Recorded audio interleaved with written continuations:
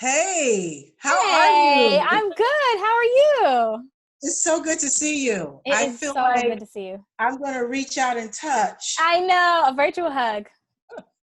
So, welcome to the pandemic Thank and you. the pause that we all are experiencing as the world just kind of pauses for a minute. Hmm. I don't know about you, but I've been hearing some wonderful birds. Mother Nature is just happy to have humans settle a bit. Absolutely. I've been hearing all types of things, and I'm posted up pandemic here in California, and so I get to go do a little bit of nature stuff where I don't run into anybody. So I've seen some deer, some snakes, unfortunately, some all types of stuff. So they're out for sure. Wow. So we're talking to Elena Pinderhughes. I'm Monique Martin. I'm the Director of Programming for Harlem Stage, and it's an honor and a pleasure to talk to my Bay Area little sister Yes, my big from sister. Bay. And I'm so envious that you're there now. And I talk to my family and they're on the deck or they're going hiking or they're going on car rides. Right. um, I get a little bit envious, but soon we will all be together. Yes, we So will. tell me just a couple of things that have been keeping you grounded and what's your mooring during this time? I think there's a couple things that be keeping me grounded. I think, interestingly enough, nature and the naturalness of what I'm able to experience here has been really, really grounding for me. Even just, and the same goes for New York as well. I try to take walks and I try to be as much a part of the natural world as I can, especially if I'm, tucked up with my technology for most of the day. I'll take a walk or I'll, try to just relate a little bit to the world around me. Also music for sure. This has been a time where I shifted my whole stuff and I said, okay, I'm not going to be touring during the summer like we usually are, because those are the summer months are the heavy touring months. So I said, okay, well, it's going to be a full exploration and recording time. And so I've been lucky and fortunate enough to have a setup here of, I have my microphone, my interface, and my speakers. And, I do every day. I work on some stuff and I'm working on writing some new things and I'm working on exploring some new sounds and developing my skills as a producer as well, and trying to just, do as much of this stuff as I can on my own. So that's been keeping me grounded, and family as well. Nice, nice. Yeah. Well, say hello to your parents. I met I your dad for the will. first time when you were performing at the Blue Note Oh my with goodness. Christian Scott, and I was actually Hmm. sitting right next to your dad and I had love no that. I idea. love that. What a coincidence. That's perfect.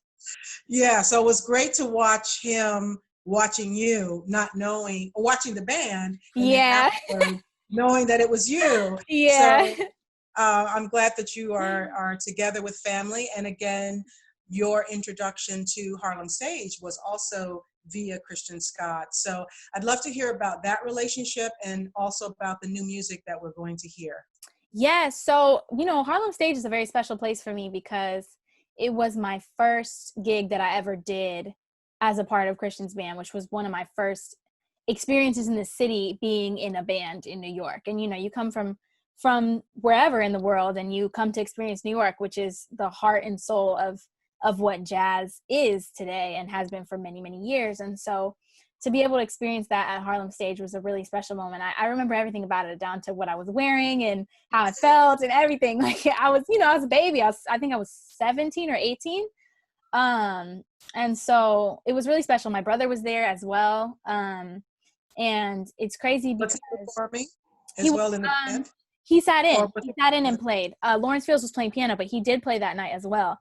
And it was actually a really special performance. It was a deck test. It was 10 of us. He had Christian was deep. percussion. Yeah, he had dunes. He had djembe. He had regular 2 drum sets as well. Joe and Corey were playing. We had vibraphone, saxophone, flute, 2 singers, Christian playing trumpet, piano, bass, drums. So we had everything. And it was so special. And I really at that moment felt the presence of the Harlem Stage family, and hopefully some of you guys are watching this.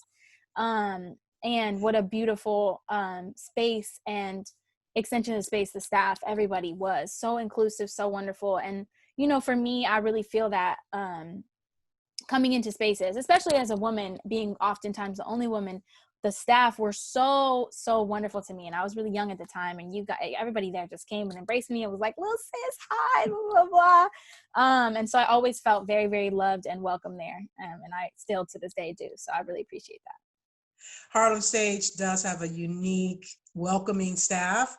I was fortunate. That was my beginning of working with Harlem Stage in 2017. So shout out to Simone Eccleston, who brought shout out Christian to Harlem Stage. And so I feel so blessed that I was able to carry the torch as she passed the baton with the Stretch Music residency that lasted for years, and introduced Harlem Stage to you and so many other incredible musicians and artists, visual arts, photographers. Christian rolls with a broad range. We sure do. We're a large pack. yeah, right. Fashion, and many of those artists are now part of the Harlem Stage family, you included. So tell me, well, first of all, congratulations. You just have received an award. Tell us about your thank you. Award. Yes, I received an award with the it's through the New York Foundation for the Arts, but it's a special thing called the New York Women's Fund for Media and Music, and it's really amazing. They gave me a grant to finish some music and to work on some new music, and I'm really excited for people to hear that. And yeah, I'm working on it right now. So, as well as some other things that are in the works as well. So this is going to be a producing time for me. Great. And what would you say to artists that may need support during this time? We have on the Harlem Stage website a list of a lot of resources for composers, musicians, choreographers, so you can find information on our website. And I'd love for you to share with artists, especially young emerging artists, some of your successes and some of your challenges around securing funding for your work. Yes. So I am a little bit newer to the grant and understanding of that whole part of branch, I would say, of our music industry, because it really is a whole branch in its own. And I'm starting to understand more about it. My brother has helped me understand more, and I've just been researching, and I think it's really important to go for a lot of things, because I think in my experience, you apply to a lot of things and you might get one, and you might not get one that year, but maybe the next year you will. And so there is an amazing list of funding online that you can look. And I often, every few months, I search and I say, okay, so project funding for music 2020, or funding for this type of music 2020 grant opportunities. And then things come up. And so I'm always looking for that. And then also just reaching out to organizations and going in on the webinars and the question and answer sessions to help start understanding the process of what they're looking for in the applications. Because I think especially for our young emerging artists that have been in music school, they might not have that training of how to apply for a grant. So I think that it's really important to do your research, because it's a little bit of a different process than we're used to in our writing style from school. So just, there's a lot of resources. Don't feel shy about reaching out to those organizations and saying, okay, what are you looking for? I want to make sure that my application's complete. I want to make sure I have everything together. Make sure your resume and your bio and everything is up to date all the time, so you're not scrambling to do that, because I've been in that position before. So it's important to keep your stuff up to date, and then just apply to as many things as possible, and keep trying. Don't get down, because sometimes it's hard in the beginning. I've applied to grants that I have not gotten, believe me, and you just keep on trying, and then eventually one comes in and it's really special. Wonderful. I would add to that, just amplify the point you made about the webinars, because oftentimes you think, oh, I know about me, I know my music, I know my artistry, my practice, but you are spot on. It's a different language. It is a different kind of language. It's almost academic, almost scholarly. Yes, but exactly. You have a piece of yourself in there, because right. It's like, and what's your impact? So for sure, attending the webinars just advances your thinking and your process around it. So congratulations on thank you receiving the award. Thank you and so much. Tell us about the new music. So I have a couple different projects that I'm working on. I know some people have been really waiting on some stuff from me. There's a couple hiccups in the way, and I had a project done that actually isn't going to be able to come out because of some business industry things that happened along the way. So it was a really beautiful, beautiful learning experience for me about what I how to understand my artistry and just art in general, because I think for me the loss of a project, especially my first project, is like you've spent so much time on it. It's like your baby, and you're like, okay, you put all of your eggs about who you are as an artist into that project. But I had to remember that I'm so much more than one set of music that I was going to release. I am me, so I can do it again, and it was a snapshot at the time, and now I'm going to make another snapshot, and it's going to be even better. So how long did it take you to, that's a pretty, I would say, mature, grown up, strong, healthy position to take, that, after graduating from a Manhattan School of Music and being in New York, deciding to stay in New York, landing a record deal, and then that not working out as planned and having to walk away from that. It sounds like you're on the other side of it. So kudos to you. And what do you think, what attributed to you being able to release it and let it go, and then begin the process of new compositions and new ideas? I think it was shifting my mental space and my attitude into appreciation for time and learning, and really the blessings that learning and ability to learn things through experience gives you. And I'm really thankful for all of the people that I met along that whole process, and I'm still in touch with a lot of them. And it wasn't, it was a switching from saying, wow, I lost this giant thing, to saying, wow, look how much I learned, and look how many new skills I developed, and look how much really a minute of being like, okay, I am a great artist and I can do this again, because it's important to have that confidence in yourself. And also really wonderful family and friends and people around me that helped me get to that place as well. Because, it doesn't happen overnight. It's a process. And I think as a young artist, you're ever evolving, and your mental state is just as important as what you're producing. And that's what I'm learning about at the time, to just really make sure that I'm keeping in touch with myself as an artist, but also like myself as a person. How do I feel about this? It's not just about, this is what I made today. It's like, how do I feel about what I made, and what did I learn in that process, and how did I get from A to B? Absolutely. Everything is a lesson. So Exactly. it's a blessing or a lesson. Exactly. Or both, Both. Most times, both. So right on. So tell us a little bit about the music that we are about to hear. Yes. So I have, it's really special, because it's coming together. If it's evolving, it's a few months off, but it's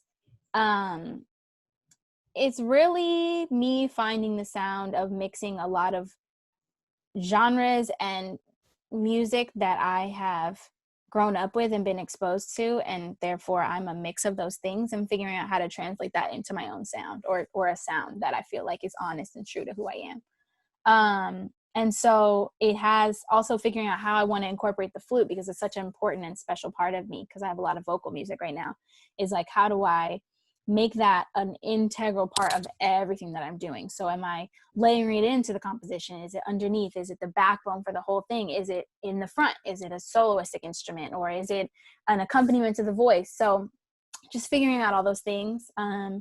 Definitely I'm excited, because no one has heard any of what my music is. So I'm really, really excited for people to hear it. And I'm working on it as we speak, and a couple different ways. I think certain projects will have, their own feel. But I'm working on an EP right now to hopefully release in the near future. So are you working on two different projects, or you're putting your efforts towards the EP that will be released? Working on two different ones, because I also have the grant as well that I was blessed to get. So that's a separate project that I'm I actually submitted an idea for them. So I'm going to do that one as well. Before we listen to the music, I do have a question for you. I know that when you and your brother, Samora Pinderhughes, I don't think we've Yes, said shout his out. name, The best. Samora, and Everything I is your know. name pronounced Ayodele or Ayodele? Ayodele. Ayodele. Yeah, that's my middle name. I've heard it pronounced both ways. Yeah. So you and Samora, I I read that you lived in Cuba when you guys were younger. So can you talk a little bit about your travels as a young person? I mean, young like under 10 or under 5, and how that introduction to different cultures and activism informs your work even now.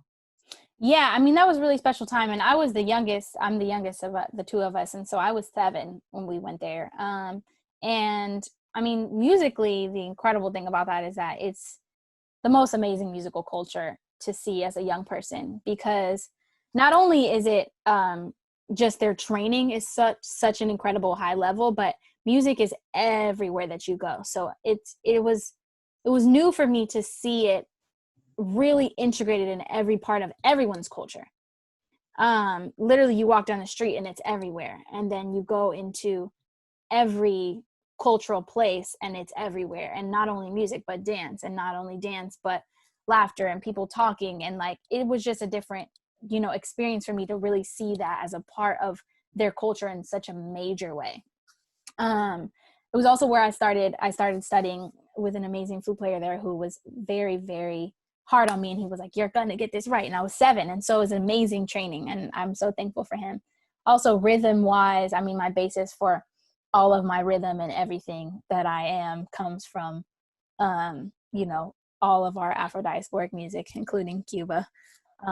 And so I think when I look back, from a more like academic standpoint of thinking about how I play, my rhythm is all based on that. And so having that as a beginning, I think really strengthened my rhythmic sensibilities and the way that I hear rhythm, because their rhythm is so much more, they have so many things going on in the music. You're hearing the offbeats, you're hearing the on, you're hearing rhythms coming together, you're hearing claves coming at the same time. So my rhythmic sensibilities when I came back from there was so much stronger than when I left from here to go there. Even at that young age, I can Oh imagine.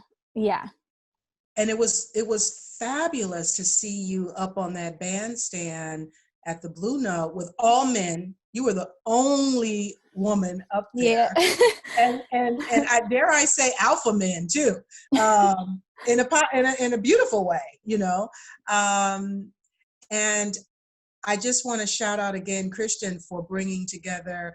You talk about the African diaspora, the sounds on that stage, and did you perform with Weedy as well at the Blue Note? He was there. Yeah, I mean, well, we've been playing the Blue Note for many years. He joined us in the last 2 years. He's been in the band, which has been amazing. And yeah, Blue Note, Harlem Stage, all types of stuff.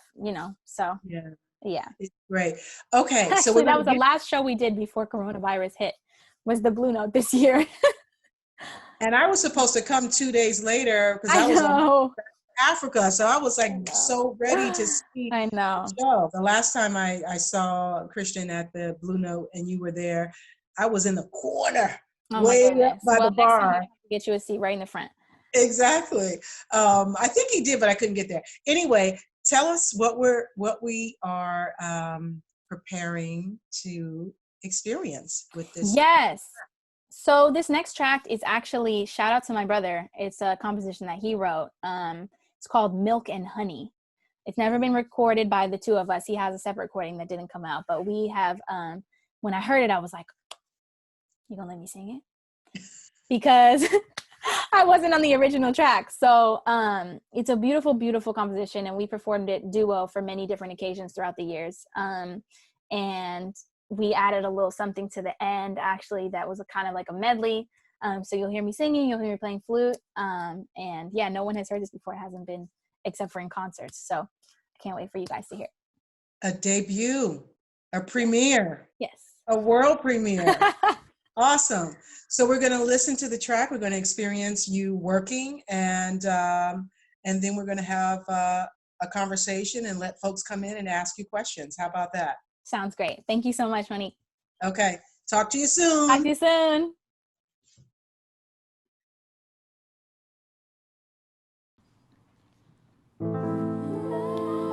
We're all born alone in this world, so please tell me again why I need you. I'm not your little girl. I know in my heart I've got to leave you.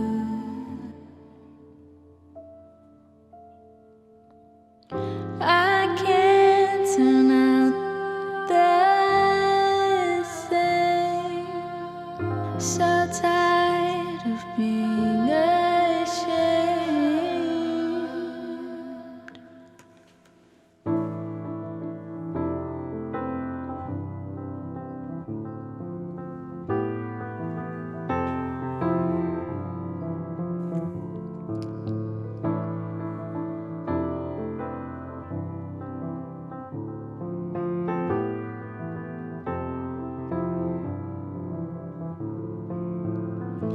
I am writing my song,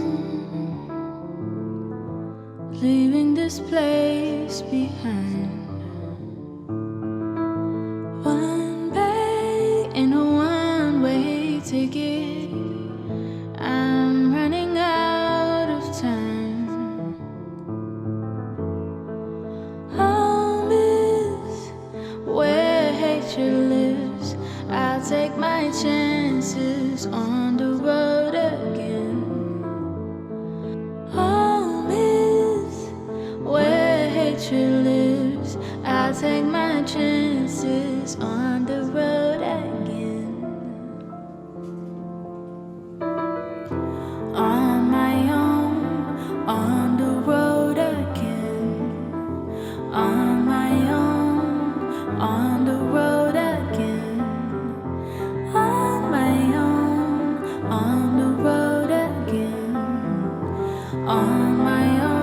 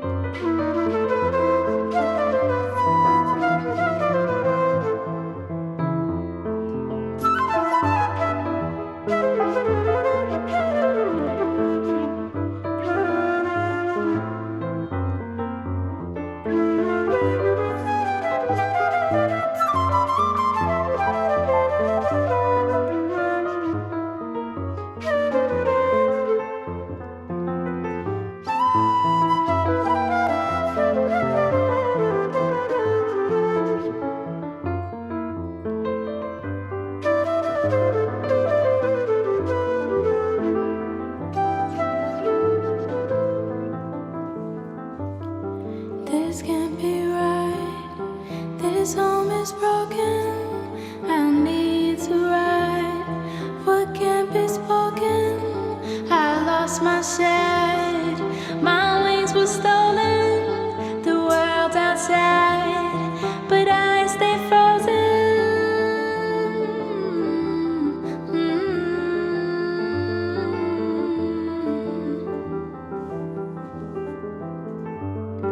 This can't be right. This home is broken. I need to write. Oh,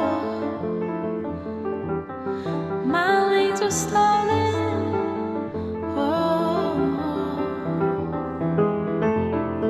this can't be right. This home is broken beyond.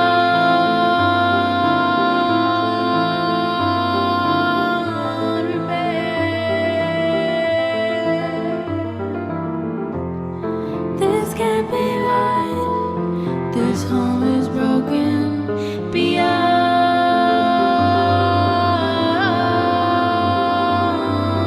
repair.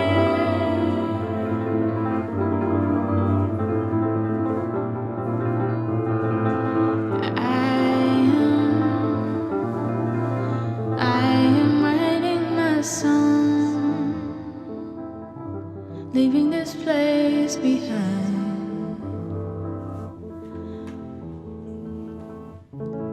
One bag and a one-way ticket. No more shackles on my mind.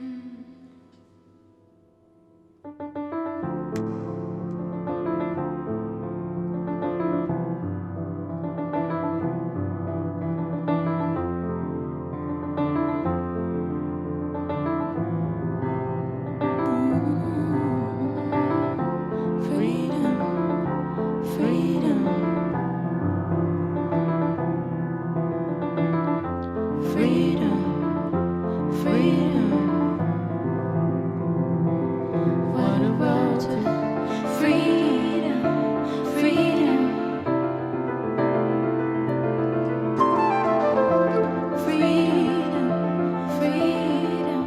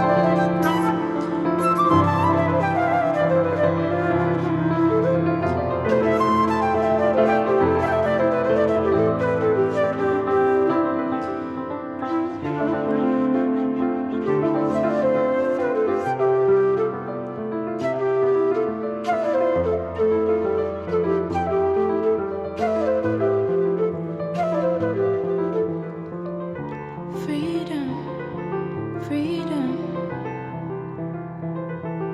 ooh, freedom, freedom. What a road to freedom. What a road to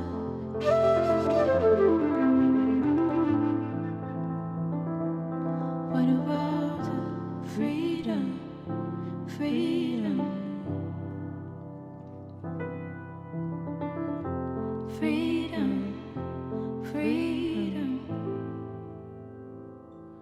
What a road to